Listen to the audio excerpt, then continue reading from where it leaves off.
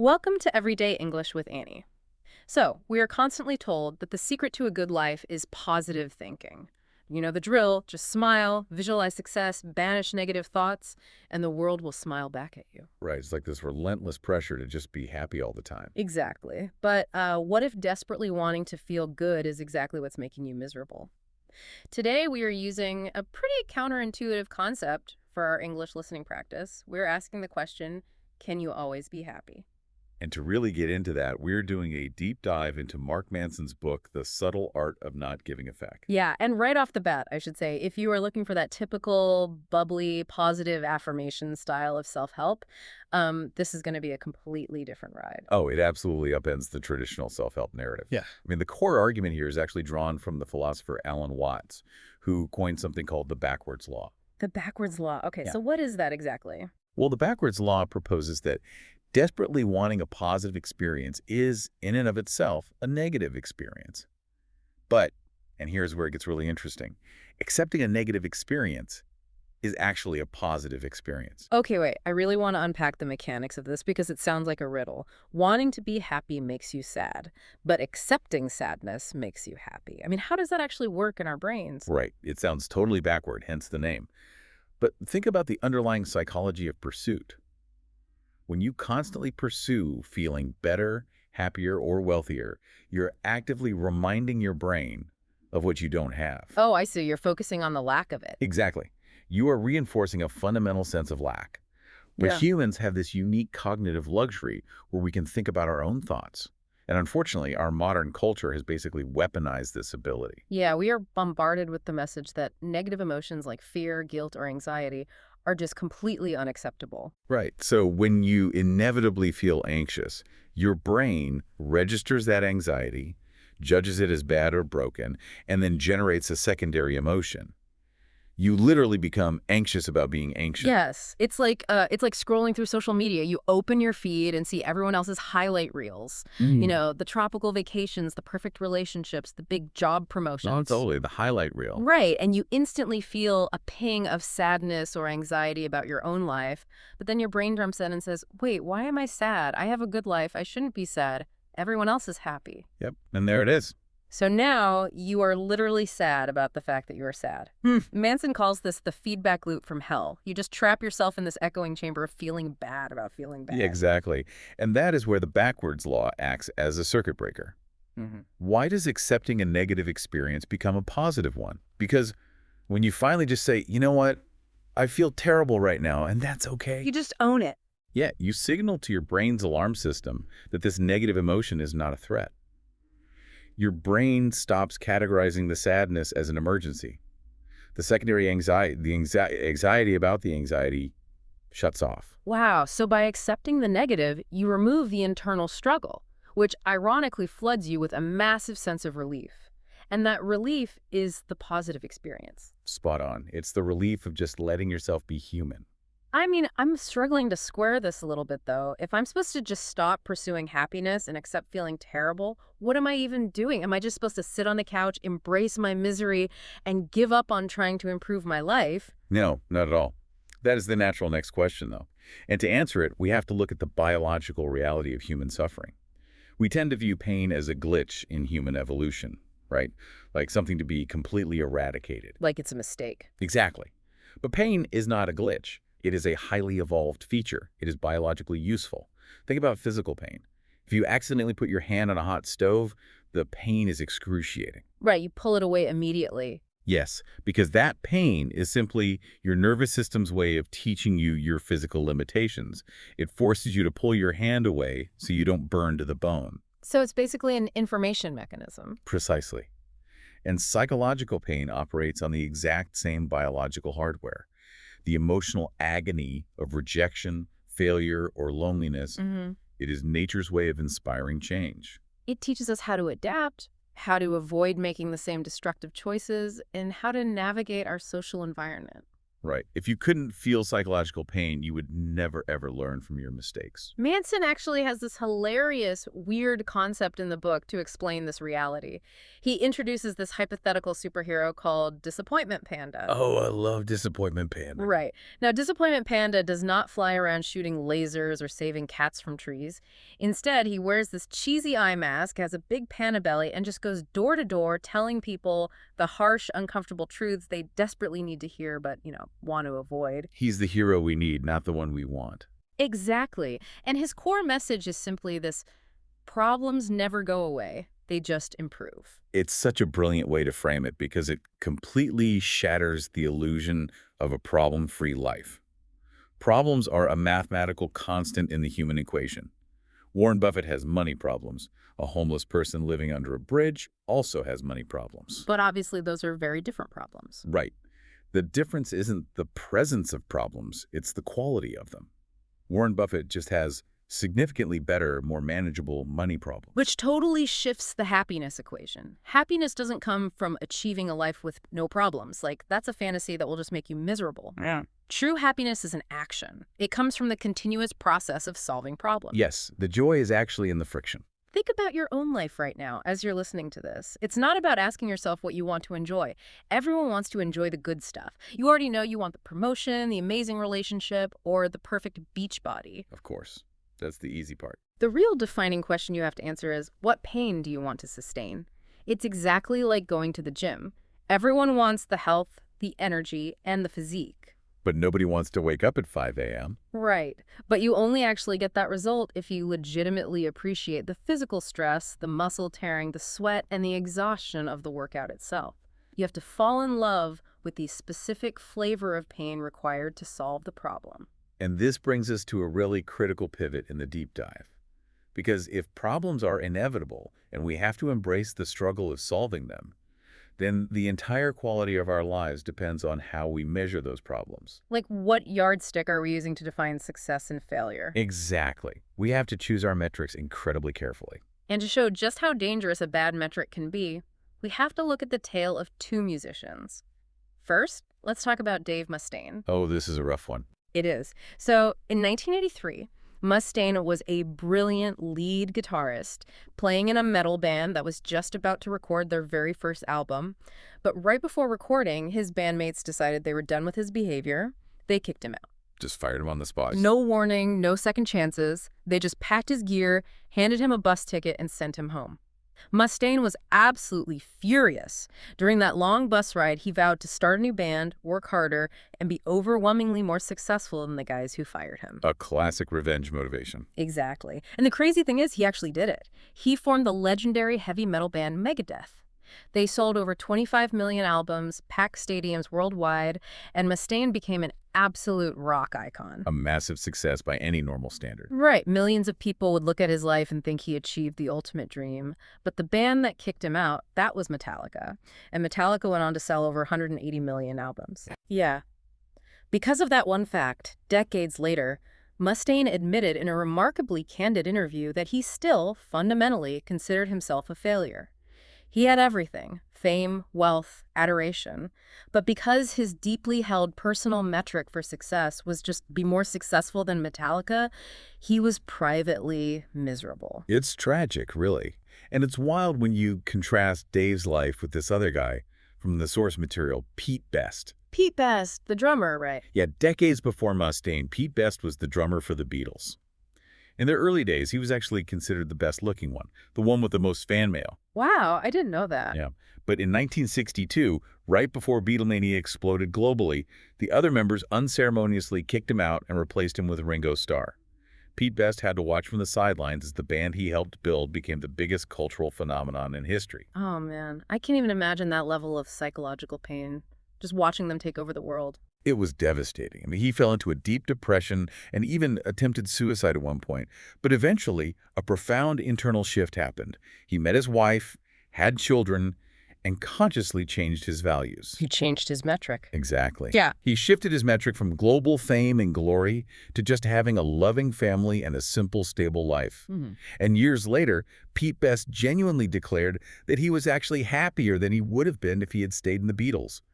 He found a quiet, profound contentment that completely eluded Dave Mustaine. Okay, I have to push back here, though, because I know exactly how this sounds to a lot of people. Isn't changing your metric after you fail just a form of delusional entitlement? How so? Well, like, oh, I didn't make it as a massive rock star, so I'll just change the rules and say family's more important. Isn't that just giving yourself a psychological participation trophy to avoid feeling like a loser? That is a very fair critique. It really sounds like a cop-out. But to understand why Pete Best wasn't just tricking himself, we need to look at another character in Manson. Manson introduces a guy named Jimmy. Okay, who is Jimmy? Jimmy is the textbook definition of delusional entitlement. Jimmy is a deadbeat who constantly invents fake business successes. He goes around telling everyone he's a genius entrepreneur, maxes out credit cards at fancy restaurants to look rich, but actually just lives off his family's money. We all definitely know a Jimmy. Right, everyone knows a Jimmy. But look at the mechanism of Jimmy's mindset. When anyone points out that his businesses don't actually exist, he just calls them haters or jealous of his success. Jimmy avoids negative experiences at all costs. He refuses to acknowledge his failures, so he chases a fake delusional high to protect his ego. Oh, I see. Yeah, Pete Best did the exact opposite of Jimmy. Pete Best didn't pretend he was a bigger rock star than the Beatles. He didn't tell people he secretly wrote all their hits. He accepted the harsh, excruciatingly negative reality of his failure. He actually felt the pain. Exactly. He stared right at his own flaws, suffered through the agonizing pain of depression, and only then did he actively choose a healthier, internally controllable metric.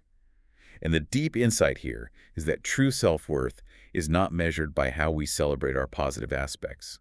True self-worth is measured strictly by how we view and handle our negative aspects, our flaws and our failures. So Jimmy runs away from reality so he can feel good, while Pete Best faced reality head-on so he could actually be good. That makes total sense. That's a huge difference. But wait, if we are supposed to be choosing our metrics and taking control of our reactions, what happens when someone else completely ruins your life?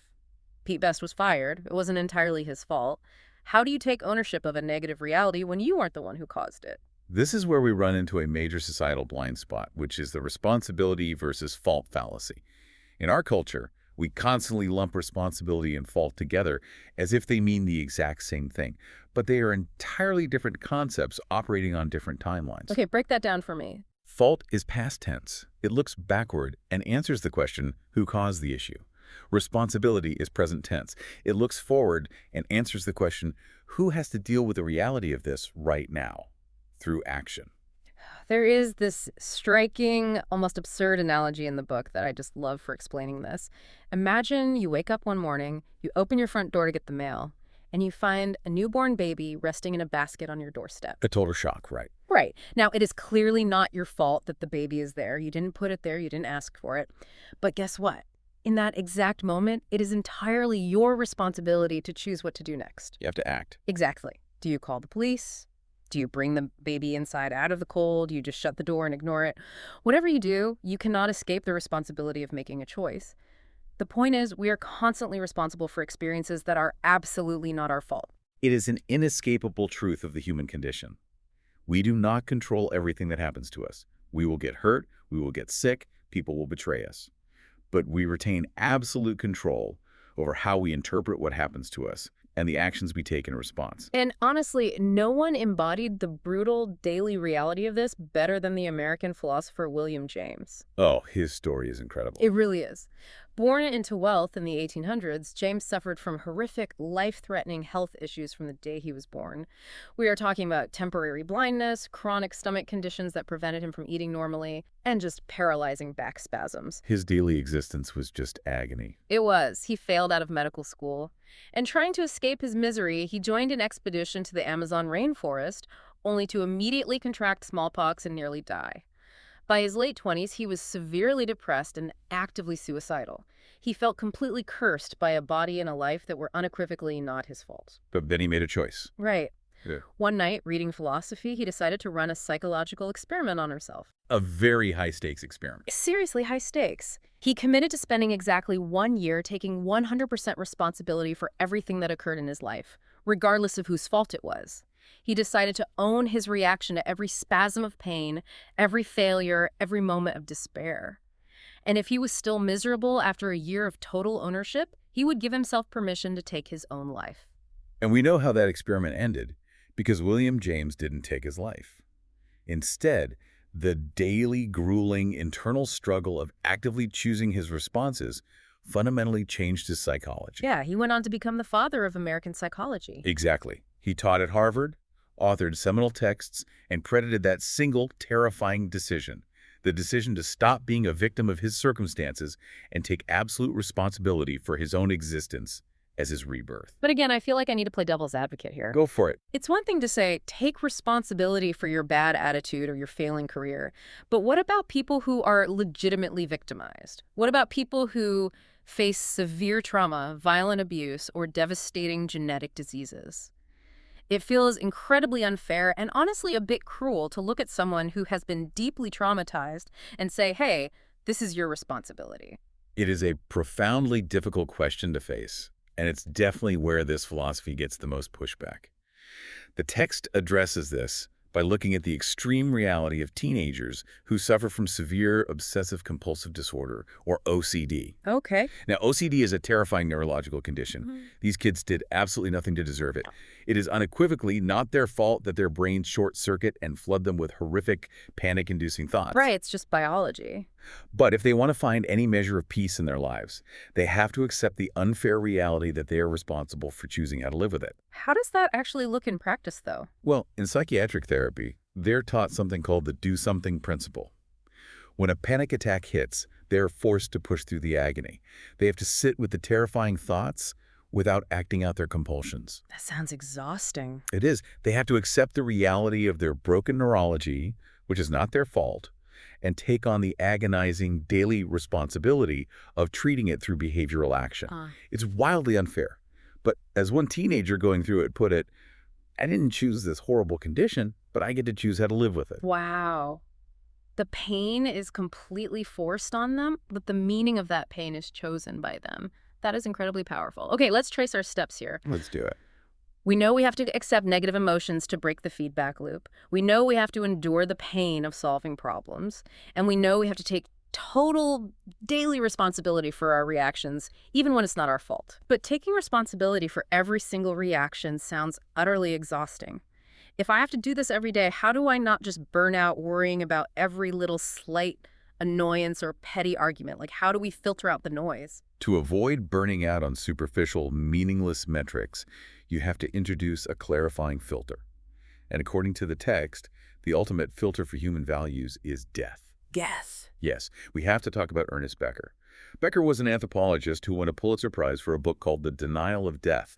He theorized that humans carry a unique, heavy burden. We are the only animals on Earth capable of conceptualizing our own non-existence. Like a dog doesn't sit around worrying about what happens after it dies, it just lives in the present. Exactly. But humans can imagine the future, which means we inevitably imagine a future where we are dead and gone. And that creates a deeply rooted subconscious terror in all of us. It does. And Becker argued that to manage this existential terror, humans invent what he called immortality projects. Meaning, we try to create things that will outlast our physical bodies so that a conceptual piece of us never truly dies. Right. We try to build massive companies, leave enduring legacies, paint masterpieces, or even just attach ourselves rigidly to political or religious ideologies. We cling to these values and metrics, hoping they will grant us a form of immortality in the minds of others. That makes a lot of sense. But here's the danger. When we get too caught up in these immortality projects, we become insanely entitled. We fight literal wars over whose ideology is right. We ruin marriages over who gets to dictate the legacy. We exhaust ourselves defending concepts that ultimately don't really matter. Which is why stripping all of that entitlement away requires us to stare directly at our own physical mortality. Acknowledging that you are going to die is the only thing that effectively obliterates those crappy, fragile values. It really puts things in perspective. Yeah, when you truly deeply internalize the fact that you and everyone you love and everyone who has ever wronged you are going to be dead soon, suddenly the things you worry about seem ridiculous. It forces a massive reprioritization of your energy. Think about it like packing for a trip where you are only allowed one tiny, incredibly small backpack. Because your physical space, which represents your actual lifespan, is strictly limited, the scarcity creates value.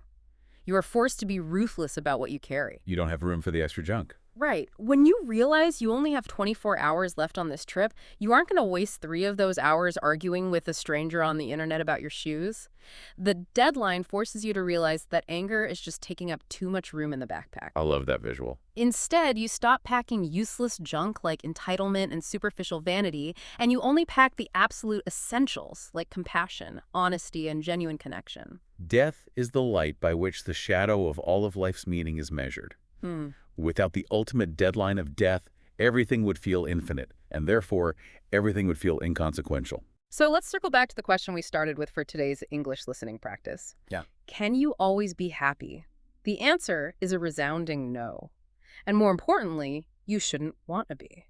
The desire for a problem-free, constantly happy life is a psychological trap. It really is.